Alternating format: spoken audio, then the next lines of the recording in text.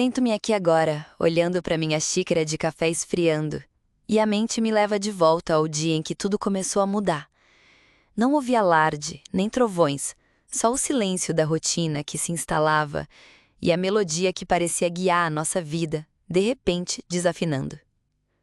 Daniel e eu, éramos como uma canção que a gente ouvia e pensava: essa é a nossa música. Ele era o coração da melodia, um músico por vocação, mas que, com o tempo, trocou o palco pela mesa de escritório. Pelo bem da família, ele dizia. Eu, Marta, acreditava em cada palavra. Nosso apartamento, nosso refúgio, sempre cheio de um carinho silencioso e, vez ou outra, o som de Daniel dedilhando um violão antigo, tocando alguma de nossas canções. Era a nossa maneira de relembrar o que nos uniu, o fogo que um dia fomos. Eu amava aquela parte dele, a alma artística que ele guardava. Nossas conversas se estendiam pela madrugada, repletas de sonhos e planos bobos, risadas que aqueciam a alma. A gente tinha rituais simples, mas cheios de significado. O café da manhã juntos no domingo, com ele fazendo panquecas e eu lendo as notícias em voz alta, as sessões de cinema em casa, abraçados no sofá, ele sempre fazendo comentários engraçados sobre os filmes. Eu admirava sua dedicação, a forma como ele se entregava, tudo o que fazia. Fosse uma nova planilha no trabalho ou uma tentativa desajeitada de cozinhar algo diferente para mim. Daniel adorava me surpreender. De repente surgia com um presente inesperado, um livro que eu tinha comentado de passagem ou um arranjo de flores que enchia a sala de cor. Ele planejava piquenique surpresa no parque, com uma cesta cheia de coisas gostosas, e a gente passava a tarde rindo e falando sobre o futuro. As viagens, mesmo as curtas, eram mágicas. Ele planejava cada detalhe, desde a pousada aconchegante até os roteiros que nos levavam a lugares incríveis, só nossos. Era um romance diário, um cuidado que me fazia sentir a mulher mais sortuda do mundo. Mas, do nada, as coisas começaram a mudar. Os primeiros sinais foram sussurros. Daniel começou a voltar para casa mais tarde, e as desculpas para a demora eram sempre as mesmas. Reuniões de última hora, prazos apertados no escritório. A princípio eu aceitava, entendia a pressão do trabalho. Mas o cheiro dele mudou. Não era mais aquele familiar de casa e perfume. Agora vinha com um leve aroma de fumaça de cigarro, mesmo que ele não fumasse, e um toque de um perfume que eu não reconhecia. Um rastro sutil que me fazia franzir o nariz. Ele se tornava impaciente, irritadiço. O olhar que antes me buscava, agora desviava. As nossas conversas no jantar, antes cheias de detalhes do dia, viraram monossílabos. Tudo bem. Normal. Cansado. Eu tentava puxar assunto, perguntar sobre o trabalho, sobre os amigos, e ele apenas respondia com um ar distante, como se a mente estivesse em outro lugar, um lugar ao qual eu não tinha acesso. O celular se tornou uma fortaleza, sempre virado para baixo na mesa ou guardado no bolso. Se vibrava, ele o pegava com uma rapidez quase assustadora, a tela escondida da minha vista. Uma vez ouvi um sussurro de risada vindo do banheiro, com a porta fechada, enquanto ele digitava freneticamente. É o grupo de trabalho, ele justificou quando saiu, mas o sorriso no rosto dele não combinava com o cansaço que ele dizia sentir. As viagens de negócios, antes raras, se tornaram mais frequentes. Eram sempre viagens rápidas, sem tempo para acompanhantes, ou reuniões importantes que exigiam foco total. Eu me oferecia, dizia que podia trabalhar do hotel, mas ele sempre negava, com uma rigidez que me surpreendia. Não, amor, é uma chatice. Melhor você ficar aqui e descansar. As histórias dessas viagens eram vagas, genéricas, sem os detalhes que ele antes adorava me contar sobre os lugares, as pessoas. Parecia que ele estava recitando um roteiro. A nossa canção, antes tão clara, agora parecia ter trechos faltando, notas perdidas. À noite, o toque dele na cama esfriou. Seus braços, que antes me envolviam em um abraço protetor, agora permaneciam inertes ao seu lado. O sono dele parecia mais pesado, ou talvez fosse o meu que ficara mais leve, atenta a cada movimento, a cada suspiro. Se eu o abraçava, ele se virava, resmungando algo sobre o calor. O espaço entre nós, antes preenchido por cumplicidade, agora ecoava um vazio. A dúvida é uma erva daninha. Ela cresce devagar e estrangula tudo o que encontra pela frente. Eu tentava lutar contra ela, contra a ideia de que o homem que eu amava, com quem eu dividia a vida, estaria me escondendo algo. É o estresse, eu repetia para mim mesma. Ele só está cansado. Mas o corpo dele, ao meu lado na cama, parecia um estranho. Os toques eram protocolares, os beijos eram rápidos, sem alma. A descoberta, como muitas coisas cruéis na vida, veio de onde eu menos esperava. Não foi uma investigação, não foi um plano, foi um simples sábado de faxina. Eu estava arrumando a estante de livros na sala, onde Daniel costumava deixar as partituras mais antigas. Quando peguei um dos seus cadernos de letras, um pendrive caiu de dentro. Não era dele, eu sabia. Daniel não usava pendrives comuns para suas músicas. O coração deu um salto, um pressentimento gelado me percorrendo. Meus dedos tremeram ao conectar o pendrive no meu computador. A pasta se abriu e ali estava ela. Uma coletânea de fotos. Fotos de Daniel sorrindo. Não para mim. E com ela. Uma mulher loira com um sorriso largo, abraçada a ele em bares, em ensaios, em lugares que eu jamais pisei com ele nos últimos anos. Cada imagem era um soco, tirando o ar dos meus pulmões. O pior veio em seguida. Um arquivo de áudio. O nome? Nossa Canção. A minha canção. A nossa. Cliquei. A voz de Daniel começou a cantar, suave e melodiosa como eu me lembrava, mas a segunda voz, a que fazia o dueto, não era minha. Era dela. Uma voz doce que harmonizava perfeitamente com a dele. Eles cantavam a nossa canção, a canção que ele só cantava para mim, agora transformada em um dueto de traição. O ar se tornou denso. As paredes da minha própria casa pareciam se fechar sobre mim. Eu não chorei imediatamente. A dor era tão grande que parecia ter solidificado minhas lágrimas, prendendo-as. Uma raiva fria e calculista começou a tomar conta, substituindo o desespero inicial. Eu sabia de tudo. Quando Daniel chegou em casa naquela noite, o cheiro de suor e cerveja ainda pairava nele. Ele parecia exausto, mas feliz, como se tivesse acabado de sair de um show empolgante. Mal sabia ele que o espetáculo da nossa vida acabaria ali. Onde você estava? Minha voz saiu mais calma do que eu esperava, quase um sussurro. Ele largou a mochila no chão e os olhos dele, por um instante, hesitaram nos meus. Ensaio.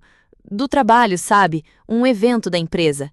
A mentira escorregava fácil, com um sorriso cansado. Entendi, eu disse, me aproximando. Meus olhos se fixaram nos dele, tentando encontrar um resquício de verdade, mas só via um poço de culpa disfarçada. Então você tem ensaiado bastante com a equipe? Ele assentiu, desconfortável agora. Sim, bastante. Foi então que peguei o pendrive do bolso da minha calça e o coloquei sobre a mesinha de centro, bem na frente dele. O objeto simples, tão inofensivo, parecia queimar entre nós. Os olhos de Daniel se arregalaram, sua cor sumiu. Ele soube que eu sabia. Essa é a nossa canção, Daniel. Só que com uma voz nova, não é? Uma voz que harmoniza perfeitamente com a sua. O silêncio que se seguiu foi ensurdecedor. Ele tentou falar, gaguejar, mas as palavras se perderam na garganta. Ele pegou o pendrive, os dedos tremendo. Não havia negação, não havia defesa. Apenas a certeza esmagadora de ter sido pego. Ele estava lá, nu, exposto. Marta, Ele começou, mas eu interrompi. Não precisa dizer nada. Eu já ouvi o suficiente, eu já vi o suficiente. Eu não gritei, não chorei. Apenas senti um descolamento, como se eu estivesse observando a cena de fora. Aquele homem à minha frente não era mais o Daniel que eu conhecia, o meu porto seguro, o meu parceiro de canção. Ele era um estranho, um impostor. Eu quero que você saia. Eu disse, minha voz baixa, mas firme, sem espaço para negociação. Agora, leve suas coisas, leve suas mentiras. Eu não posso mais ter isso aqui. Ele tentou argumentar, implorar, falou sobre arrependimento, sobre um erro, mas as desculpas soavam vazias, ocas. A canção já estava quebrada, irremediavelmente desafinada. Eu apenas o observei, enquanto ele, cambaleante, recolhia algumas roupas, o violão empoeirado, a imagem patética de um homem que acabara de implodir sua própria vida. Quando a porta se fechou atrás dele, o silêncio que se instalou não era mais o vazio que eu temia, era um silêncio limpo, pesado, mas com o potencial de ser preenchido por algo novo. Os primeiros dias sozinha foram um limbo. A casa parecia um eco do que já fomos, cada canto me lembrando de um momento, um riso, uma promessa, mas agora o silêncio era esmagador, carregado com o peso da ausência dele, de tudo que perdemos. Cada objeto, cada espaço sussurrava memórias que se misturavam com a dor presente. O lado da cama dele estava frio. A cozinha, que antes ressoava com nossos cafés da manhã, parecia imensa e vazia.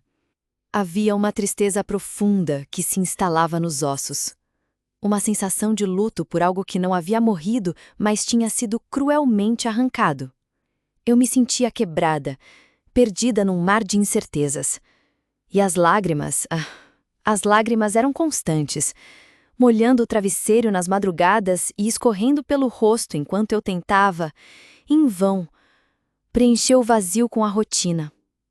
No entanto, por mais que a dor me puxasse para baixo, havia também uma estranha e quase assustadora sensação de liberdade.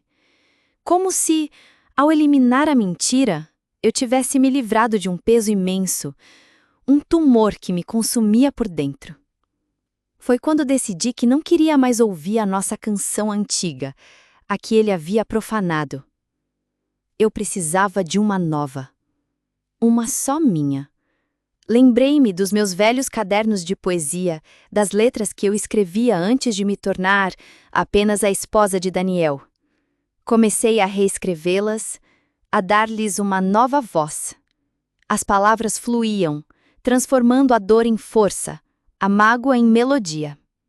Comecei a frequentar um pequeno café com palco aberto, onde artistas amadores se apresentavam. No começo eu só observava, me alimentando da energia da música. Mas, pouco a pouco, uma ideia foi tomando forma. Por que não? Por que não subir lá?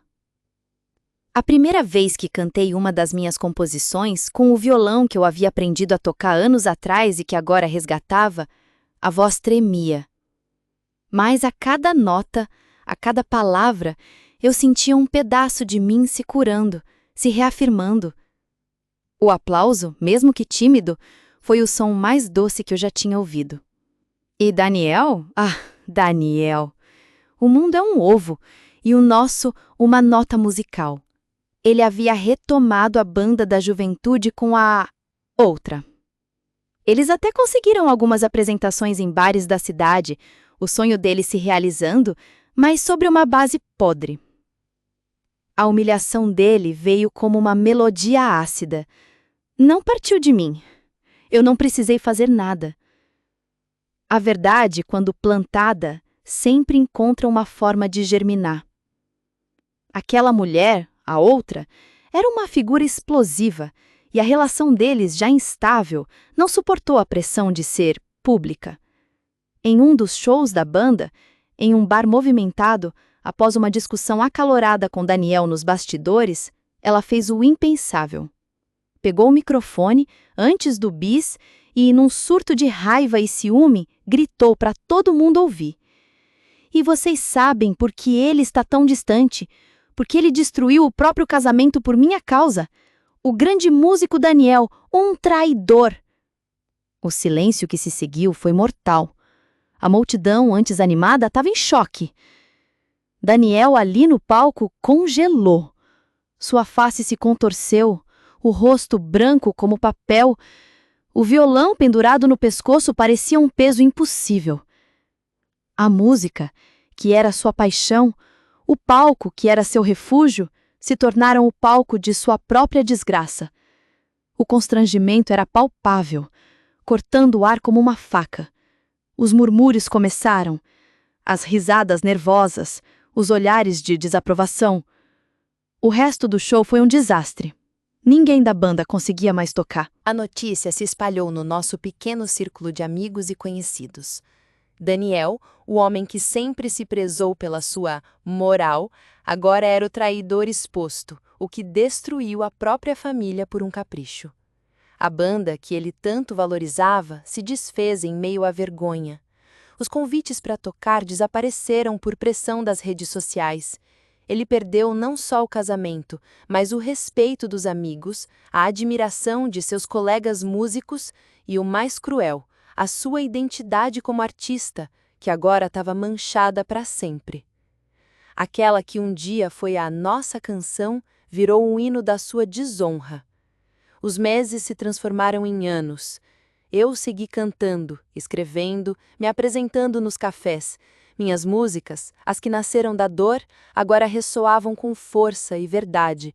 Abri uma pequena escola de música, ensinando violão e composição, e vi outros artistas encontrarem suas vozes ali. Minha vida estava cheia, vibrante, autêntica. Daniel, por outro lado, desapareceu do cenário musical. Ouvi dizer que ele tentou voltar para o escritório, mas a fama da sua canção desafinada o seguiu. Ele vive uma vida discreta, solitária. Às vezes o vejo de longe nas ruas.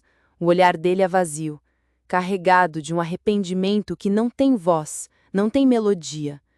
Ele parece envelhecido, curvado, um fantasma do homem que um dia foi. A dor da traição nunca some por completo, ela se transforma. Mas a minha canção, a que eu canto hoje, é sobre força, sobre recomeço, sobre a melodia que surge depois da tempestade. E eu, Marta, sou a compositora e a cantora dela.